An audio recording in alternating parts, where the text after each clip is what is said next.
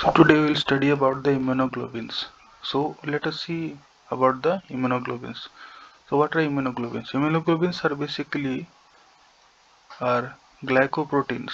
So these are basically glycoproteins that is made in response to the any antigen. An antigen, we know, any type of foreign substances which enters inside a body, okay, and can recognize and bind to antigen. So antibody, or it is called immunoglobulins. So immunoglobulin is basically a glycoprotein, and suppose there is a antigen. So immunoglobulins is a type of glycoprotein that is made in response to an antigen, and it can recognize and bind to a antigen that cause its further production. Okay, it causes further production. So these are immunoglobulins.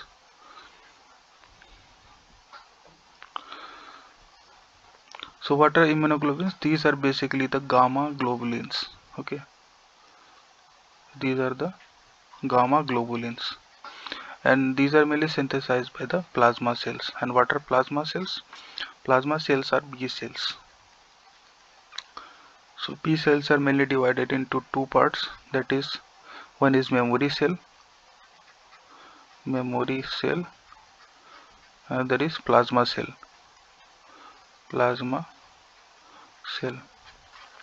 So the function of the plasma cell is to secrete antibodies in large amount inside the blood, and it is part of the humoral mediated immunity that is related with the blood. Now the immunoglobulins constitute about 25 to 30% of the total serum proteins. Okay, so as you know, blood is composed of serum.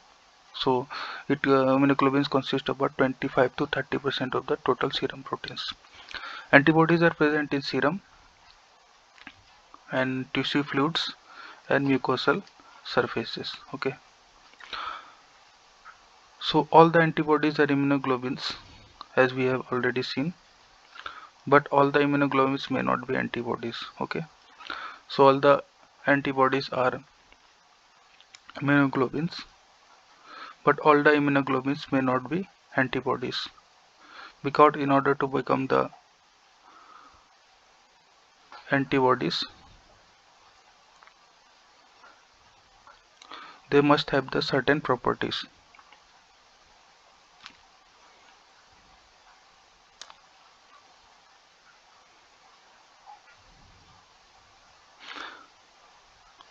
Because immunoglobulins are the basically are substances or are molecules which produces a immune response.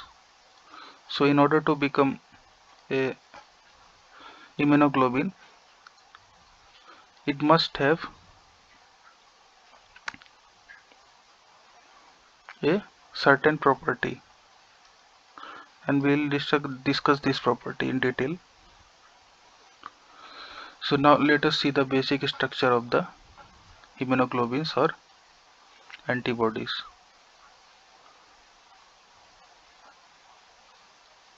So basically it composed of the 4 polypeptide chains. It is having the 2 identical light chain and 2 identical heavy chains. As you can see, this is light chain and this is heavy chain. So it is having the 2 identical light chains and 2 identical heavy chains.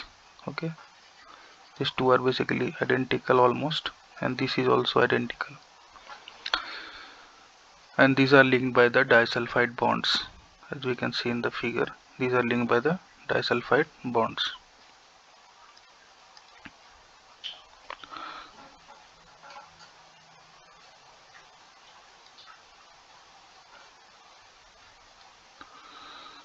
So light chains are similar in all immunoglobulins. So these light chains are basically similar in all immunoglobulins.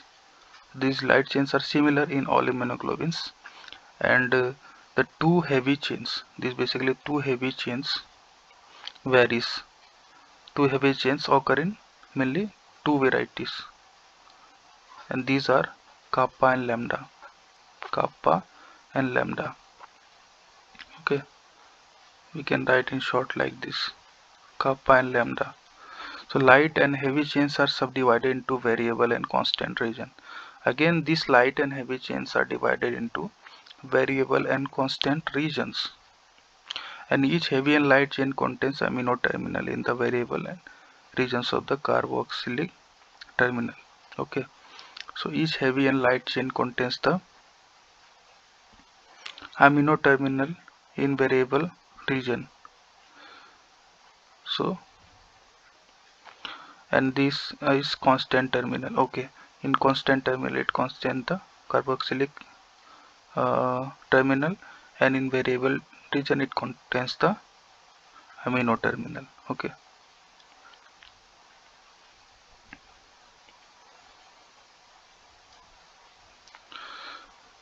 the heavy chain are structurally and generically distinct for each class. As we have seen, they show variability in nature. Each hemoglobin peptide chain has intra-chain disulfide bonds, and they form a loop. So these are the intra-chain disulfide bonds present in the immunoglobulins, and they forms a loop.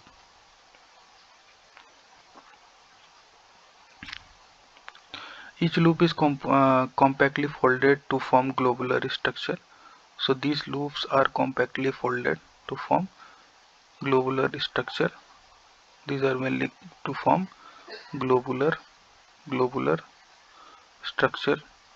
Okay, light chains contains a single variable domain. So light chain contains a single variable domain. This is the variable domain,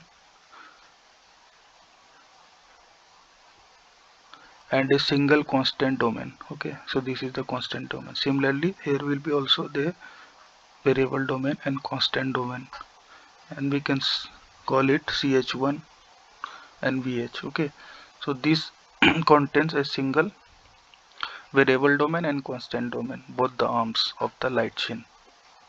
And heavy chain contains one variable domain and three constant domain.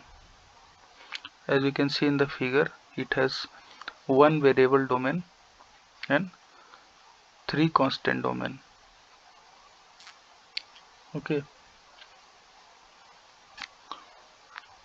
so heavy chain has one variable domain and three constant domain: 1, 2, and 3. These are the three constant domain and one variable domain.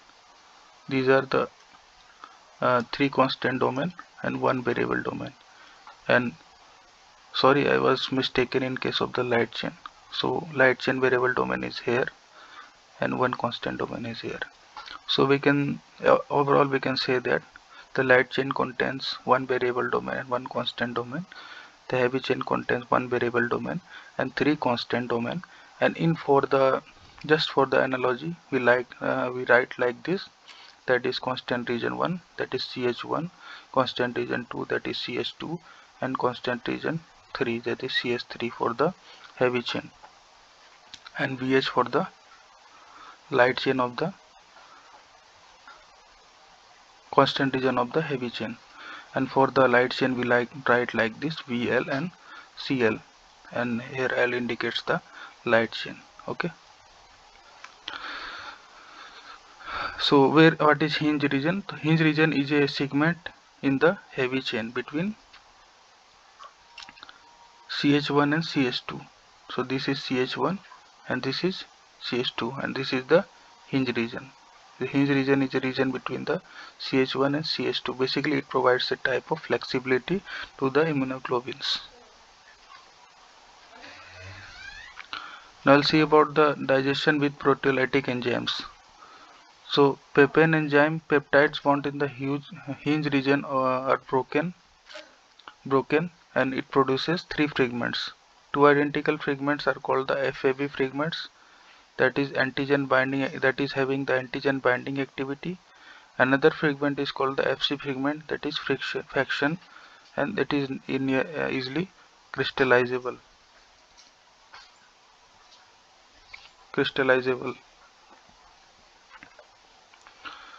Now I'll see about the pepsin digestion.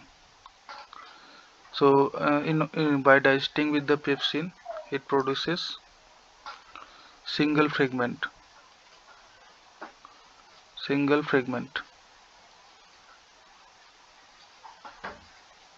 and composed of two FAB like subunit. FAB2 binds antigen.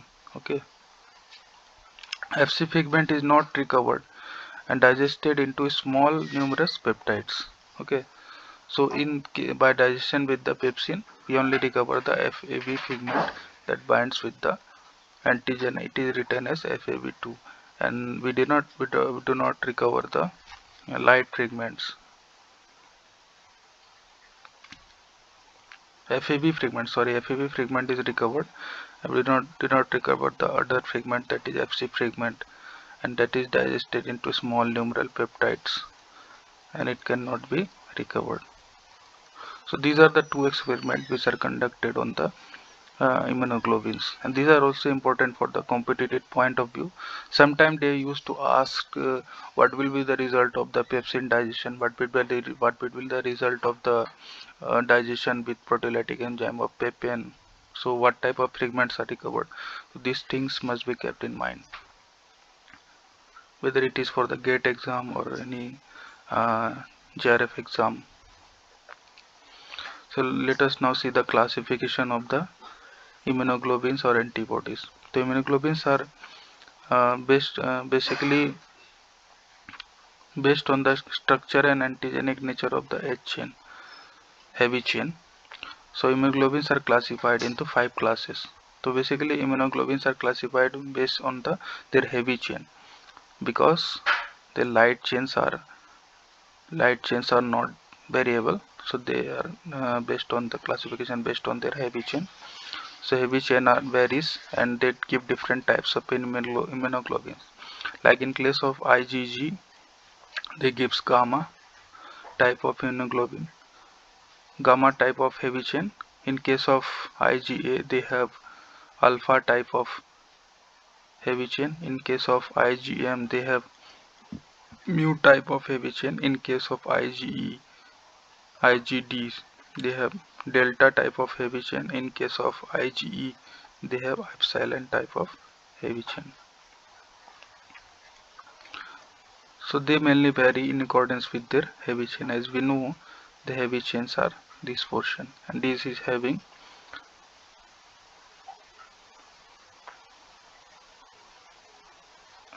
variability in accordance with the nature of the heavy chain. Suppose gamma is there, gamma is the heavy chain, then we will call it as IgG. Okay, suppose alpha is there, then we'll call it IgA, and basically it is dimeric in nature. We'll see this also. And suppose there is IgM, then this heavy chain will be your mu, and this will be in pentameric nature, okay, pentameric in nature.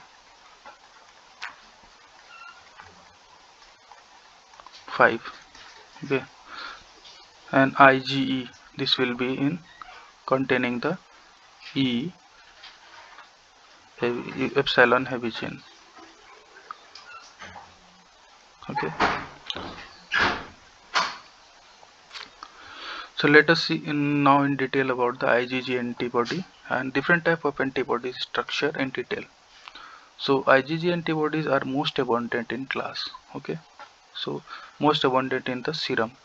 So this is found most abundant in the blood serum, okay. IgG, okay.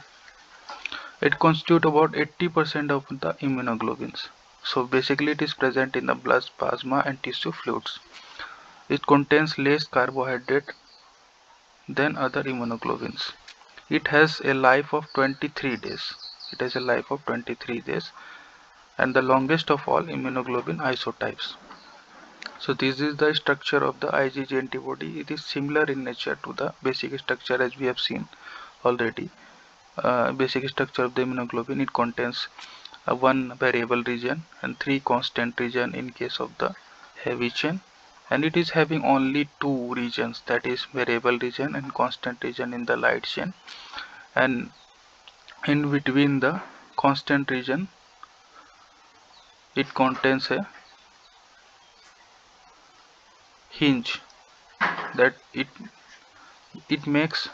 provides flexibility to the immunoglobulins, and antigens mainly bind here. Okay, so this is the structure of immunoglobulin. You can remember the immunoglobulin G structure by simply remembering the basic structure of the immunoglobulin, as we have already discussed. Okay, so basically what is the speciality of the IgG antibody? The main speciality of the IgG antibody is that it crosses the placenta. So basically it crosses the placenta, it can cross the placenta. And what is the reason behind it crossing the placenta? Because of its size small size. Okay, and it are also very abundant in nature, and it provides natural immunity to the fetus and neonate at the time of birth. So it acts against bacteria and virus by opsonizing it. It neutralizes toxin, activate complementation pathway by classical pathway, and catabolism of IgG is unique in that it varies with serum concentration also. Okay, this is the hinge region. These are the disulfide bonds, and it also contains the carbohydrate. Okay, and this is the heavy chain. This one is heavy chain. This one is heavy chain, and this one is light chain. Heavy chain contains one variable region and three constant regions, and light chain contains one variable region and one constant region. A heavy chain is having 450 residues and light chain is having 212 residues. This is the structure of IgG antibodies. Now let us see about the subclasses of IgG antibody. IgG antibody has mainly four subclasses, that is IgG1, IgG2, IgG3 and IgG4. As you can see in the figure, this varies by the presence of the disulfide bonds. Okay, so these are the classes of the IgG antibodies.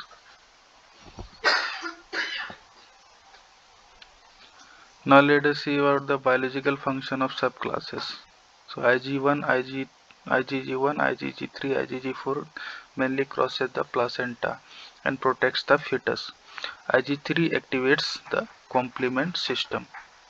IgG1, IgG3 binds to the Fc region of the phagocytotic cell, monocytes and macrophages, and mediate the opsonization. Okay. Now let us see about the structure of the immunoglobulin A. So immunoglobulin A contains basically a dimeric structure. This is also important for the competitive point of view. Sometimes they used to ask what type of structure does the immunoglobulin A is. Basically they will ask whether it is dimeric, monomeric or pentameric. So generally we will have to say that this is dimeric in nature. Okay, so it constitute about 10 to 50% of the total immunoglobulins. Okay, and it is mainly present in the secretory places.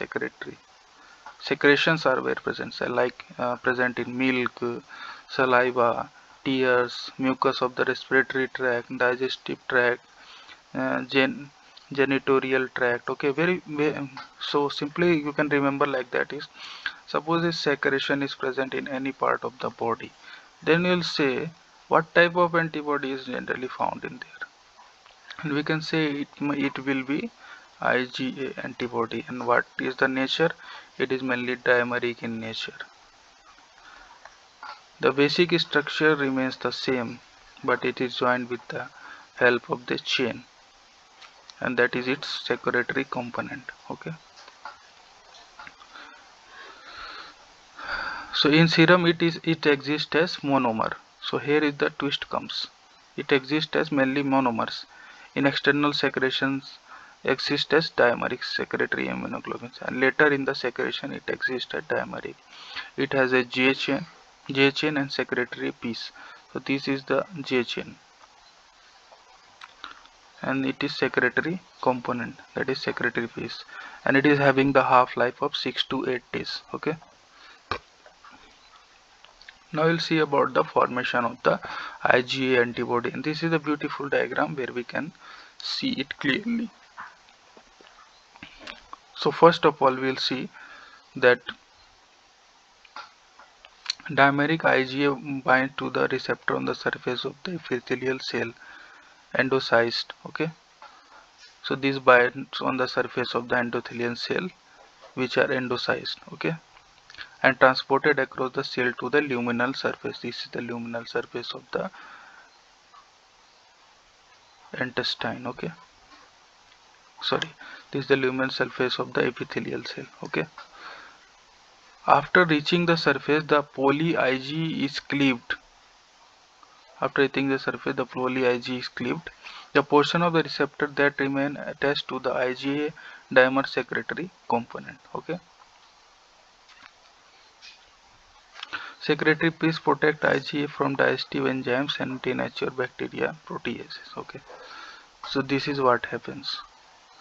So here plasma cell is there, it secretes dimeric IgA. So poly Ig receptor here it binds, it comes inside the vesicle, there is enzymatic cleavage is there, and this is converted into secretory IgA inside the lumen of the epithelial cells. So this is how it is converted into secretory IgA, that is mainly dimeric in nature. Now I'll see about the function that provided by the IgA.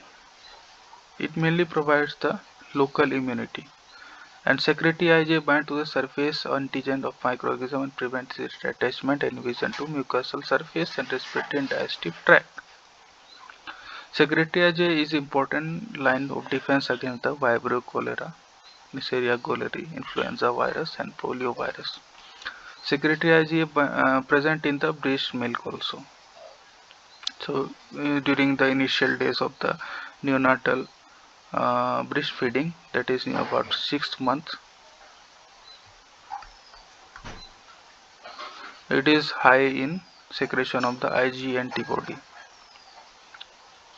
Okay, so it mainly activates the complement system by alternate pathway and promotes phagocytosis and intracellular killing of the microorganism also.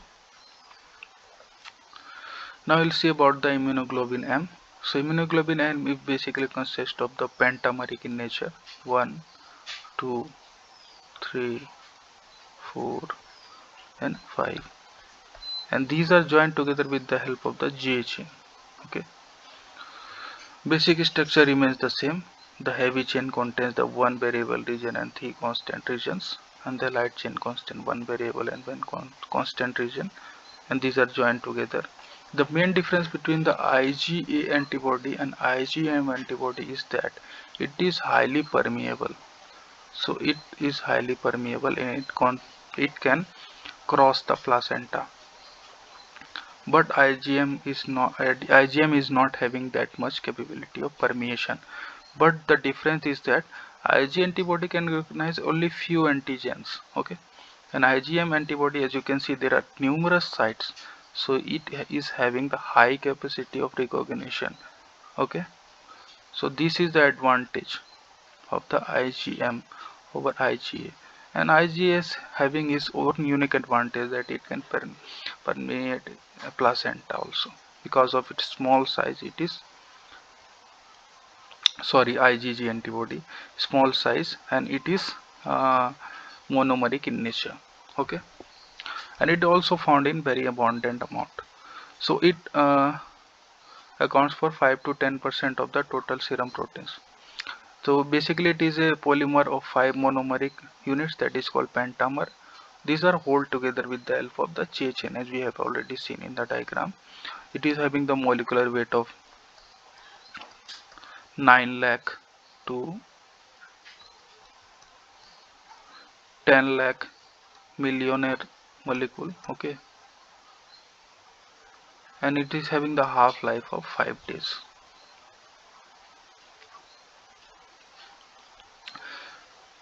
So most of the IgM antibodies are present in intravascularly, okay, and present in low concentration in intercellular fluid. This cannot cross placenta as we have already seen because of its huge nature, it cannot cross the placenta. But this unique capability is present with the IgG antibody as we have already seen because of its small size, okay. But recognition capability is more in the IgM case as compared to IgG, okay. So both antibodies is having unique property of its functioning. Presence of IgM antibody in serum of newborn indicate congenital infection, okay. So if the presence of IgM antibody is high in case of the newborn, so this indicates the congenital infection, that is infection present from the birth.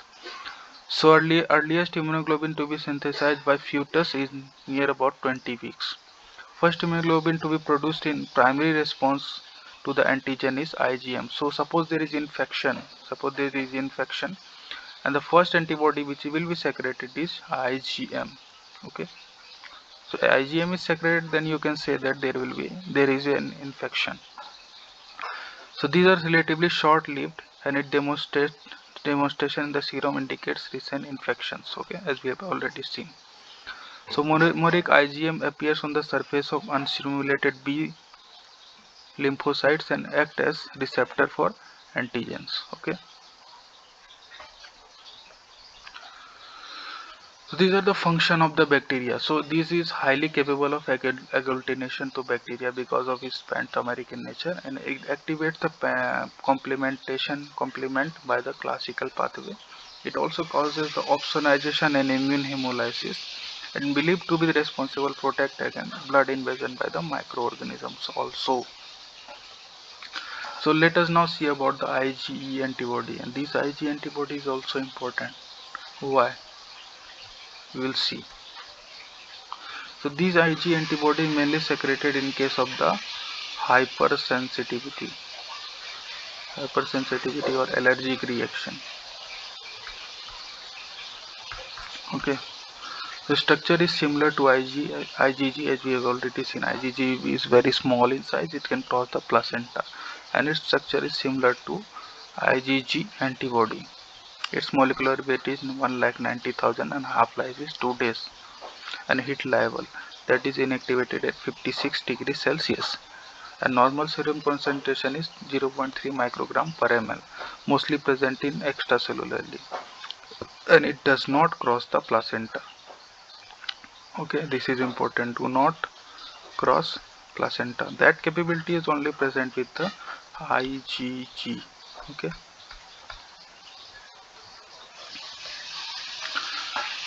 So IgE antibodies are mainly present in the lining of the respiratory tract, and these known as regain antibody, and does not activate complement nor agglutination, okay. So mainly binds to the Fc receptor on the membrane of the blood basophil and mast cells. So mediate in immediate hypersensitivity reaction as we have already seen. This is also called the PK reaction, and responsible for the symptoms of the anaphylactic shock during the hay fever or asthma, and play role in immunity against the helminthic parasite. So this you will have to remember for the competitive point of view, that what type of antibody is secreted during the allergic reaction. So that is IgE, and it is mainly secreted for the symptom of the anaphylactic shock, hay fever and asthma. Okay.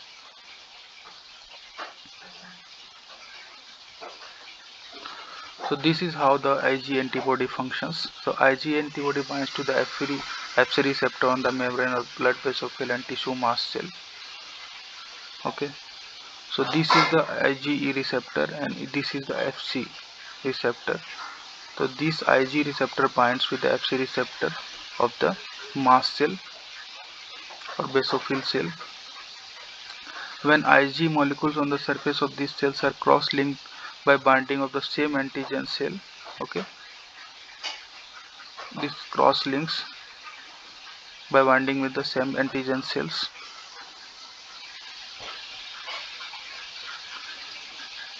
and this degranulates. Okay, so this releases the histamine. These are the histamine.